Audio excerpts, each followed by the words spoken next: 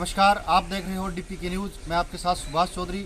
आज हमारे साथ नागौर जिले की पंचायत समिति डेगाना की ग्राम पंचायत चौसली से हमारे साथ जो सरपंच उम्मीदवार है पांचूराम जी प्रजापत हमारे साथ है, तो इनसे बात करेंगे। पांचाराम जी, तो इनसे बात करेंगे पंचायत के अंदर कौन सी प्रमुख समस्या है जिसको लेकर ये चुनाव लड़ रहे हैं और कौन से एजेंडे के ऊपर चुनाव लड़ रहे हैं, और इनके बारे में थोड़ा जानकारी दे देते हैं। ये SBI बैंक के अंदर भी इन्होंने सेवा दी, तो इनसे बात करेंगे बैंक में रहते हुए इन्होंने किन किन लोगों को फ़ायदा दिलाया। तो सर, मर्चल में आपका स्वागत है। सबसे पहले आप उधर आपका धन्यवाद। और मैं पांचाराम मेरा प्रजापत और मेरे वाइफ खड़ी है यहाँ से कैंडिडेट। और मैं ये चाहता हूँ कि ग्राम में जो आजकल अभी तक कुछ चीज़ें ऐसे काम हुए थे जो कर नहीं पाए थे, लोगों को कुछ पता नहीं था, तो मैं कुछ निश्चय चाहता हूँ और एक ईमानदारी से, सेवा भाव से मैं ये काम करना चाहता हूँ। और एक ये संदेश देना चाहता हूँ कि जो इतने साल तक काम हुआ है नो डाउट, परंतु कुछ इस टाइप से काम करें कि पब्लिक को पता लगे कि एक स्विफ्ट आदमी जो पढ़ा लिखा भी है, लॉ भी किया हुआ है, वकालत भी 8 साल पीछे 6 साल से कर रहा है। कुछ ऐसी स्कीम है जो मैं धरातल पे इम्प्लीमेंट करना चाहता हूँ, जिसमें सड़कों का अच्छा है। दूसरा, शिक्षा के बारे में मेरा विशेष ये है कि जहाँ शिक्षा में ऐसे ऐसे काम होते हैं जो बच्चों को पढ़ाई में कर नहीं पाते, तो मैं चाहूँ भाई इसका शिक्षा में यदि मैं चुना जाता हूँ तो मेरा ये एक यहाँ कंप्यूटर स्कूल में लगाऊँ, एक लाइब्रेरी टाइप लगाऊँ जो बच्चों के कंपटीशन के लिए कुछ ऐसा साधन या पैदा करूँ।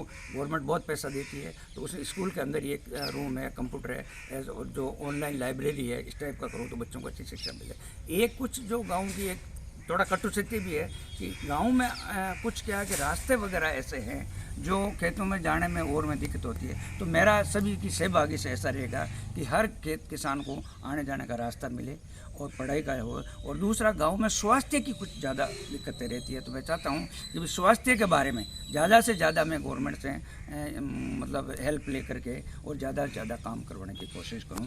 पढ़ाई, शिक्षा और एग्रीकल्चर पे कुछ किसान क्या है कि अभी भी पुरानी डरे में खेतियाँ कर रहे हैं। हमारा गाँव है, वहाँ एग्रीकल्चर का डबल क्रॉप भी है, तो अभी भी जो कुछ किसान लोग हैं वो सिंपल वही बीज जैसे रायडा बो दिया, जीरा बो दिया। तो मेरा इच्छा है कि कुछ प्लांटेशन है, कुछ इस टाइप की खेती है जैसे अंजीर की है, अंगूर की है, तो लोग करते ही नहीं। तो मैं चाहता हूँ सबसे पहले तो मैंने अभी ट्यूबवेल कराई है, तो मेरा यहीं बचने का, तो मैं खुद छोटे लेवल पे वो करूँ और लोगों को बताऊँ कि देखो ये अपने में फ़ायदा है जी। तो एग्रीकल्चर में मैं ज़्यादा जोर देना चाहता हूँ जी। तो पांचाराम, जैसे आपने सेवा दी SBI बैंक की, तो SBI के बैंक की बात करेंगे तो बहुत से किसान होते हैं जो बैंकों के चक्कर लगाते रहते हैं, लेकिन उनका लोन नहीं होता। ज़्यादातर व्यापारियों को दे दिया जाता है और किसानों की कम सुनाई होती है। गरीब आदमी को हमने देखा है काफ़ी उनकी सुनाई नहीं होती। नोटबंदी के अंदर भी बहुत बड़ा घोटाला कई बार ऐसा सामने कई बैंकों के अंदर देखने को मिला, क्योंकि वहाँ पे जो गरीब आदमी थे सबसे ज़्यादा उन्हीं पर ये मार पड़ी।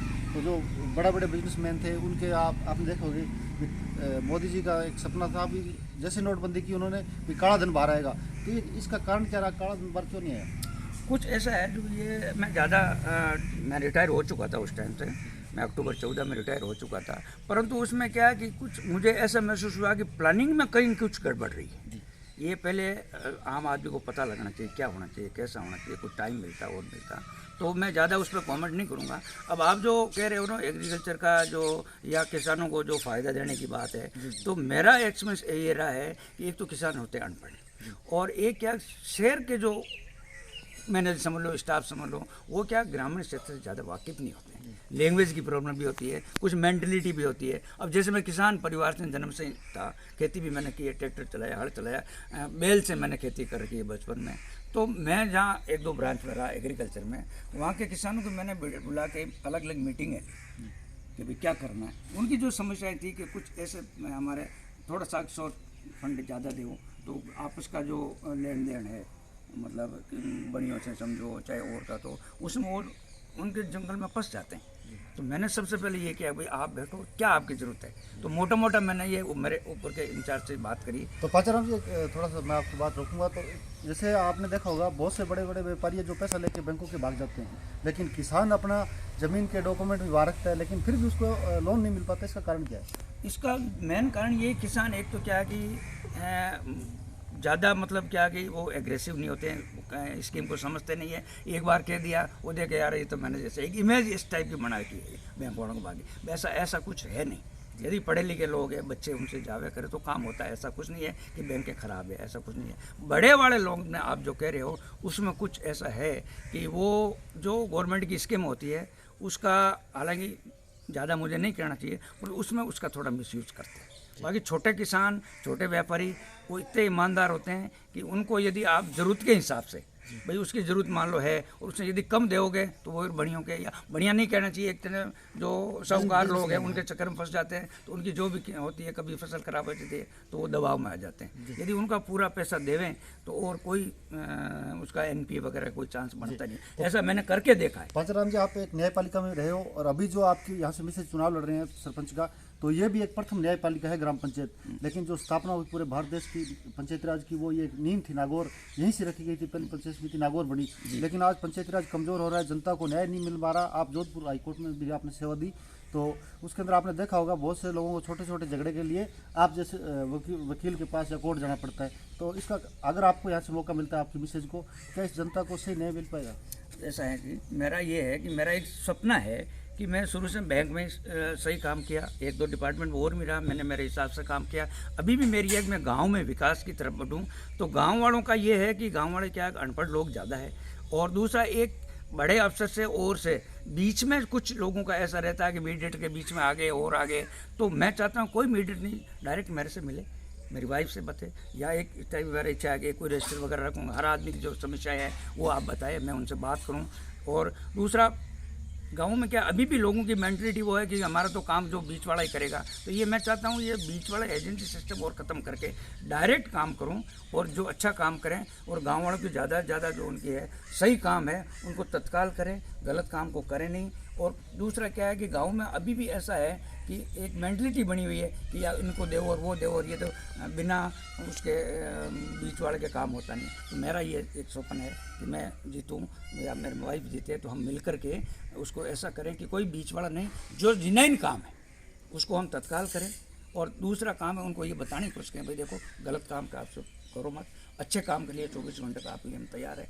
और अब मेरे क्या करीब लास्ट 65 करीब हो गया हूँ, तो मेरा ये भी मैं जब तक यहाँ जिंदा रहूँ पब्लिक की सेवा करता रहूँ, और एक ऐसा इमेज बनाऊँ कि ताकि लोगों को लगे कि यार एक सरपंच अपने सीनियर आदमी को, एक्सपीरियंस आदमी को, पढ़े लिखे आदमी को और व्यवहारिक आदमी को बनाया, तो मैं उसका फ़ायदा लेने की कोशिश करूँ। यहाँ की जो जनता है, जो वोटर है आपके सोच लेके, उनको हमारी मीडिया के माध्यम से क्या संदेश देना चाहोगे आप? मैं ये कहता हूँ कि जो आप ईमानदार अच्छे आदमी को, ऑनेस्ट आदमी को, बिना किसी के कहे के अपनी स्वेच्छा से जो बंदा आपको अच्छा लगे, जितने कैंडिडेट उसमें जो आपको अच्छा लगे, ईमानदार लगे, सेवाभावी लगे, आपके मन में है, उसको आप वोट दीजिए। मैं ये नहीं कहता कि मुझे ही दो, परंतु आपको जो अच्छा लगे, किसी के बेखाव में आए बिना।